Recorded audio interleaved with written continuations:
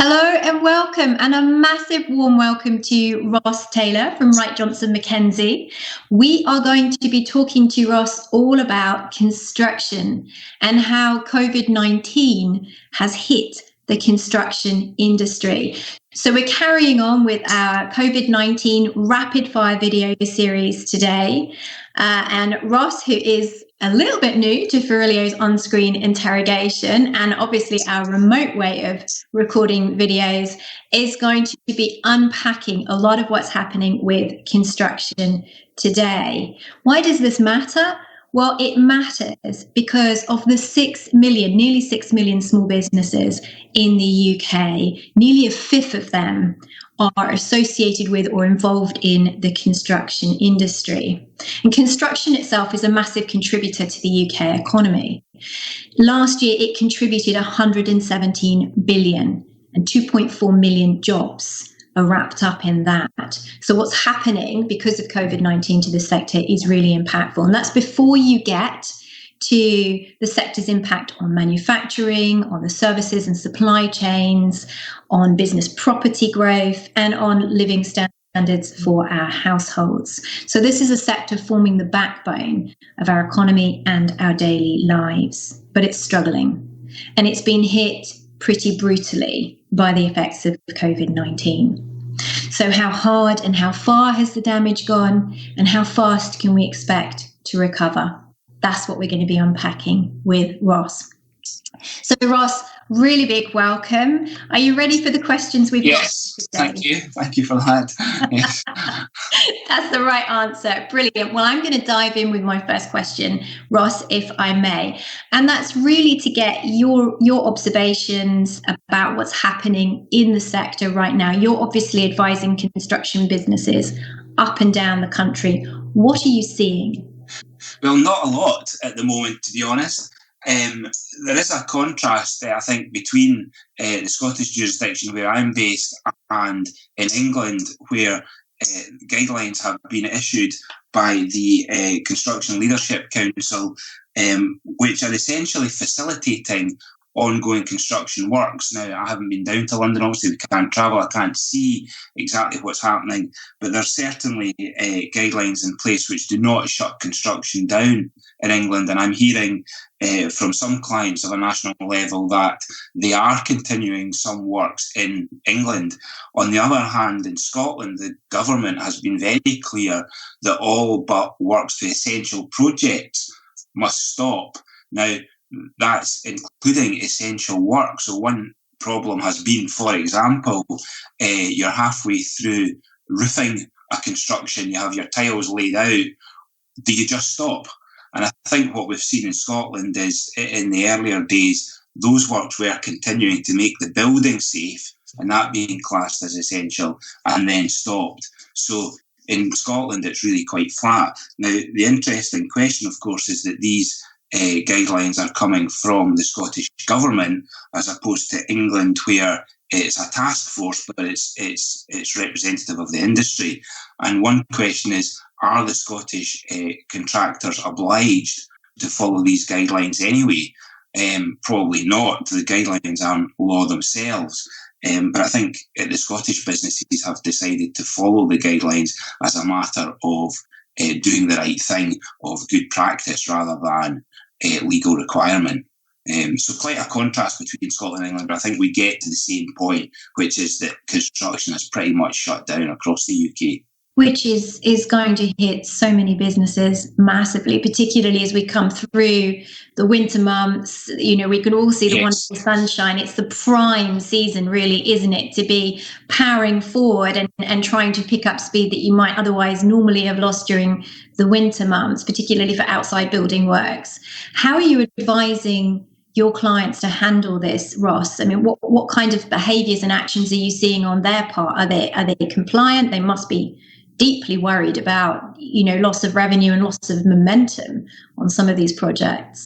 Yes, cash flow is king for the construction sector, and right back since 1996 there's been legislation in place which has enforced cash flow, a regime of quick payment and the service of notices. So cash flow is king, and there's no doubt that construction businesses out there are absolutely crippling. I don't think that's affecting so much the main contractors and the large nationals. I think it's the subcontractors and the subcontractors. Now, they have always been at the mercy of the larger firms and employers. But they will be struggling, and I can imagine that there will be massive insolvencies coming over the next months and years.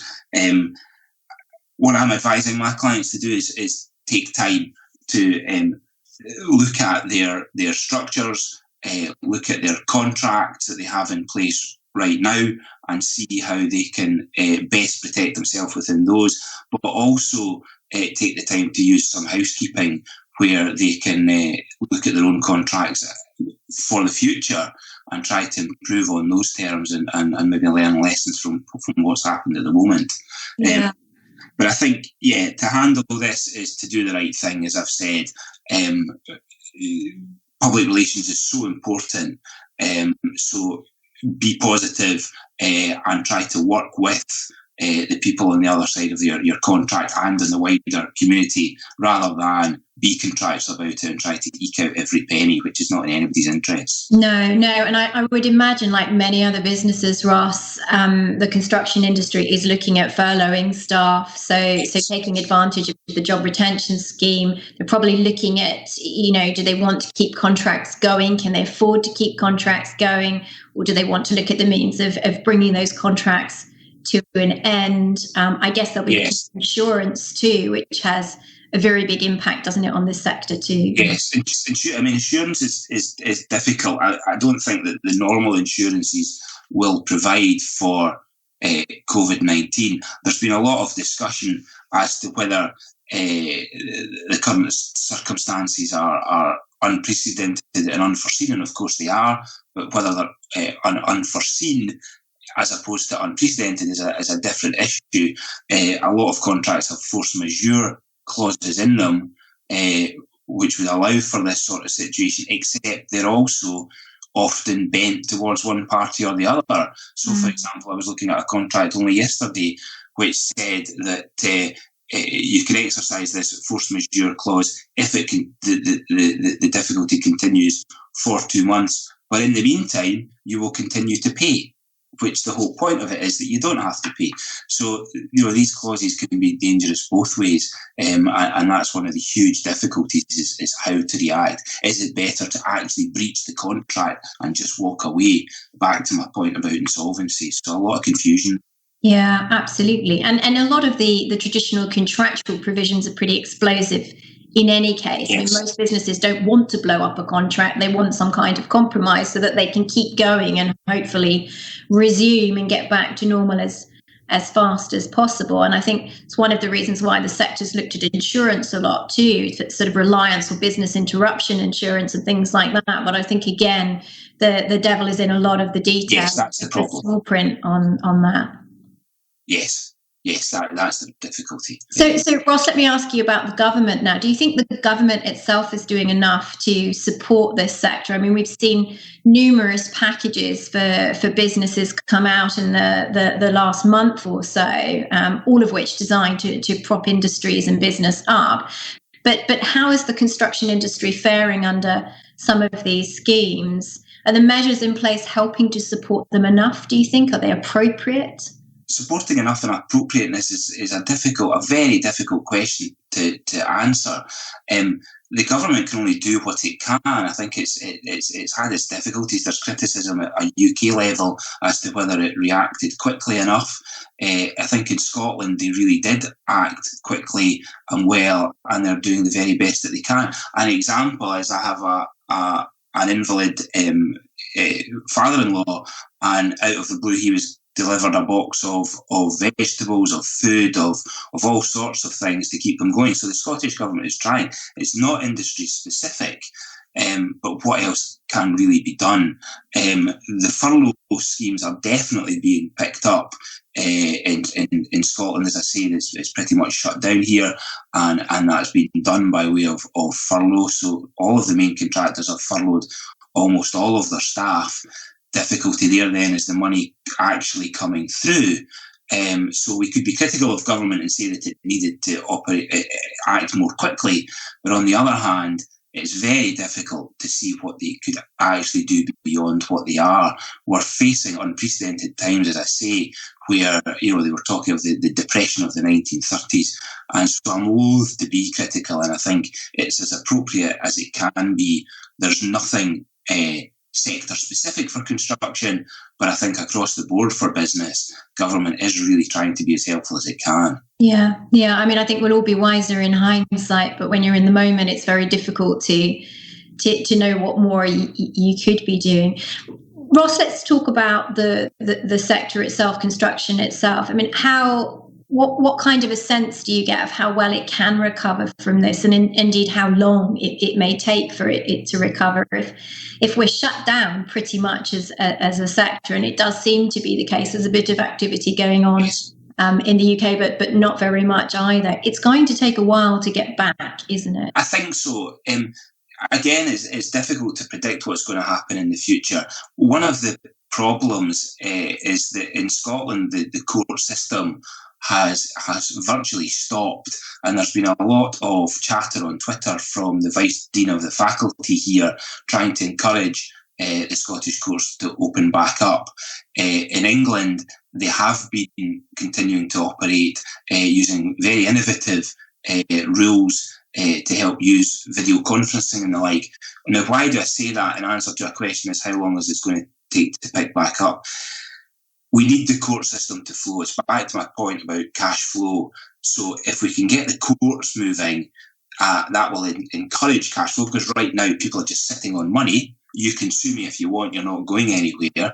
So I think that if we can get these sorts of state mechanisms moving as quickly as possible, that will facilitate the construction climbing its way back out of this, rather than just seeing massive insolvencies. The work has to be done. It's there. And so in one view, you would think that as soon as the cork is pulled out the bottle, the work will flow. And as I say, if we can link that to progress through the courts, it's a very dispute-driven sector, then that should see it just pick back up again. On the other hand, if we continue to lock down and to prevent movement and to, as I said, do the right thing by doing no work at all at the moment, then it could be years for the construction sector to recover. We saw the crash of 2008, which hammered the construction sector, and we were only just starting to get back on our feet. Then we were hit with Brexit, and investors, I think, were holding on to their money, and so that caused great difficulty to the construction sector. And now they're faced with a third huge challenge. So it's very interesting, very difficult to predict, but I think that if it's supported by the appropriate infrastructure on a national level through government, then there's no reason why that work shouldn't pick up relatively quickly. Yeah, I mean, it's interesting what you say, Ross, about the need for the courts to be active again to kind of kickstart some of this. I mean, if we're locked down and it's not physically possible to do work, then I guess the courts have to balance that, because yes, you might have the threat of being sued for not having done your work, but if the government's telling you can't do your work, then the point of an expensive litigation action probably isn't well made. But I think it is interesting. It is a very contentious industry at the times. There's a lot of stress. There's a lot of risk. We've talked about insurance being a big part of this as well. But I think it's getting people back into work, and then, as you say, building back that sort of threat. If you don't take this seriously, if you don't fulfill your obligations when you're allowed to do so, then there will be quite horrible consequences. Yes, it's the fear, to explain, it's the fear of finding yourself in courts. I had an adjudication just conclude just as this was all starting to kick off, where my client was successful. The adjudicator ordered the other side to pay the costs, but they haven't. And there's nothing we can do to enforce that because we can't get into court. Meanwhile, the adjudicator is saying, well, I'm going to raise court action against both of you, because although I've ordered one party to pay, both parties are jointly and severally liable as respect my fees. And so my client is facing the noise by the adjudicator, doing the right thing, upsetting the adjudicator, the threat of court action, but actually the other side are sitting saying, well, we don't care anyway because we're not going to court. So it's being abused in that respect. And that's the point, that because cash is so important to the sector, it's historic cash that's being held back, and that needs to be released. And the only way you can do that is by having the threat of the court. If we don't have the court systems in the background, then there's a risk that the whole process will just grind to a halt. And that's the fear. I mean, I think we just need people back to work as well, so that hopefully there's less of a risk of disputes. I think most businesses would want to be back in action anyway, and not falling out with their counterparts. I think everyone just wants to get back to normal, but as you say, it could take a very long time for normality to resume. Yes. Ross, in light of that, what are you advising construction businesses to do right now to improve their position? Obviously, we don't want to get into a dispute whether the courts are open or not. I'm guessing that much of your advice relates to taking advantage of the government schemes, applying for relief, keeping cash flow protected. You've already underlined how important that is. So what other pieces of advice do you have? Fundamentally, pick up the phone. Don't hide from the problem or be too combative. As I say, construction is a dispute-driven industry. Pick up the phone. Talk to your counterparts on the other side about what is a sensible way forward. Now, you can't force people to agree to anything, but I think in these exceptional times, construction sector must come together and must be collaborative in the situations that it finds itself in. So I think fundamentally it's pick up the phone and see what you can organise. Secondly, as I said, go through your contract, understand your risks and responsibilities, and look at how you can mitigate those, and be prepared, get yourself ready for the starting gun so that you can get off to a good start when the lockdown is lifted. And as I say, there is actually nothing unlawful. I wouldn't necessarily advise it, but there seems to be nothing unlawful by progressing certain construction operations. And there may be a time that will come when I will start to say enough is enough. You need to get back on site and push the government's guidance in Scotland, or follow the guidance in England over that of Scotland, because otherwise this is going to be catastrophic. So my advice is moving. At the moment, is pick up the phone. It may become harder depending on how times go. Yeah. That's really good advice, Ross. Thank you so much for allowing us to interrogate you this morning, and for offering those insights into a sector that really, I mean, no one deserves to be in the position that we're all in right now, but this is a sector that's particularly hard hit. And as you say, we just need to get back as soon as we can. Yes. So thank you again. That's all for today's session, folks, but we will be back again. The videos, materials, and all the things that we've been discussing with our experts, including Ross, are on the Ferrilio blog site and its website. So go there if you have any questions and you need more answers. And if you can't find what you want, let us know, because we're continuing this series throughout this period. In the meantime, be safe. Please keep going. We will get through this together. And if we can help, let us know. We will help. And I will see you again. We will see you again very soon.